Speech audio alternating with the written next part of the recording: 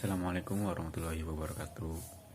Di sini saya akan meresum dan mereview jurnal EUMKM. Jurnal EUMKM ini ditulis oleh Mary Nur Amelia, Yulianto Eko Prasetyo, dan Iswara Maharani dari Fakultas Teknik Universitas Negeri Semarang yang dibuat tahun 2017. Dan reviewersnya sendiri, saya sendiri, yaitu Muhammad Rifila, mahasiswa UMC kelas Prodi Manajemen, baru semester 2 non reguler. Oke, langsung saja kita masuk ke pokok pembahasannya.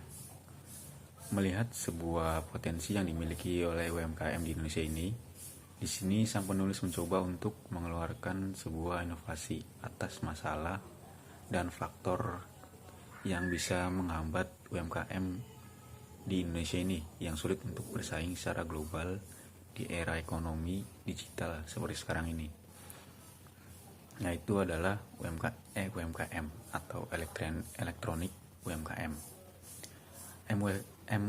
UMKM ini adalah sebuah aplikasi pemasaran produk berbasis Android yang telah dirancang untuk memasarkan produk UMKM yang ada di Indonesia secara integritas dan sistematis.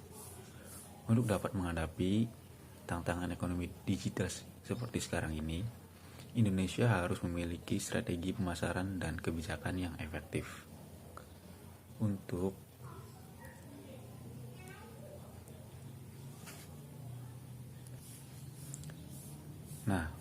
dapat terlaksananya dan kelancaran sistem EUMKM ini amat sangat perlu dapat melibatkan pihak-pihak terkait dalam mengimplementasikan gagasan ini. Pihak-pihak tersebut yaitu meliputi pemerintah, Kementerian Koperasi dan UMKM, Kementerian Ekonomi, Kementerian Riset dan Teknologi, lalu perusahaan jasa pengantar barang, dan pelaku UMKM-nya tentunya.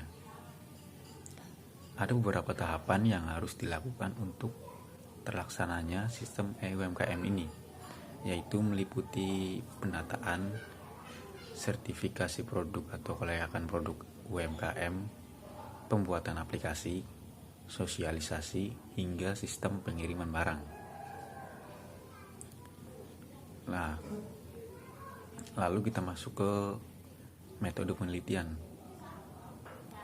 Metode penelitian yang digunakan oleh sang penulis yaitu menggunakan metodologi deskriptif kualitatif untuk penelitian jurnal ini, yaitu membuat observasi dan kemudian menarik kesimpulan. Metode kualitatif ini cenderung menggunakan deskriptif dan analisis.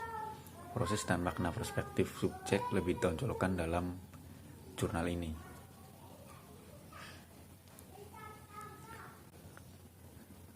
Lalu kesimpulannya dari jurnal ini menurut saya yaitu dalam kasus ini ada hambatan yang dialami oleh UMKM di Indonesia. Salah satunya yaitu pengetahuan para produsen atau pemilik UMKM mengenai bidang teknologi masih jauh dari kata cukup. Kebanyakan produsen masih berpedoman untuk produksi barangnya menggunakan alat tradisional atau bahkan menggunakan alat seadanya, sehingga biaya produksi cenderung lebih mahal daripada menggunakan alat-alat canggih atau mesin-mesin modern. Dalam dunia teknologi yang sangat pesat perkembangannya ini, pelaku usaha UMKM ini sudah seharusnya memiliki strategi baru yang mempersiapkan mereka untuk bertahan dan bersaing secara nasional maupun bahkan secara internasional, sehingga sudah mempersiapkan mereka untuk sehingga sudah seharusnya pihak terkait untuk dapat memecahkan masalah yang menghambat UMKM di Indonesia ini. Diperlukan adanya hilirisasi dalam pengelolaan berkelanjutan UMKM yang bersangkutan. Tujuannya apa? Tujuannya untuk menghasilkan nilai tambah produk, memperkuat struktur industri, serta menyediakan lapangan kerja dan peluang usaha di dalam negeri. Di era digital ini, sekarang UMKM harus mampu memanfaatkan pasar baik secara nasional maupun internasional. Dan kini saatnya pelaku UMKM mulai memanfaatkan dunia digital seperti sekarang ini, yang bertujuan untuk kemajuan usaha dari pelaku UMKM tersebut. Dan harapannya semoga sistem dan gagasan UMKM ini dapat terlaksana sesegera mungkin. Lalu selanjutnya kita membahas tentang kelebihan yang dipaparkan oleh jurnal ini. Kelebihan jurnal ini yaitu memaparkan secara jelas dan lengkap latar belakang dari permasalahan. Yang kedua, penulis dapat mengembangkan beberapa poin kecil. Dan ketiga, yaitu menyertakan referensi-referensi yang digunakan untuk pedoman jurnal ini. Dan kekurangan dari jurnal ini yaitu pengimplementasian belum dilakukan secara nyata atau belum dilakukan secara dan belum terlaksana. Mungkin segitu saja resume dan review dari saya. Kurang lebihnya mohon maaf. Apabila ada salah kata, mohon dimaafkan.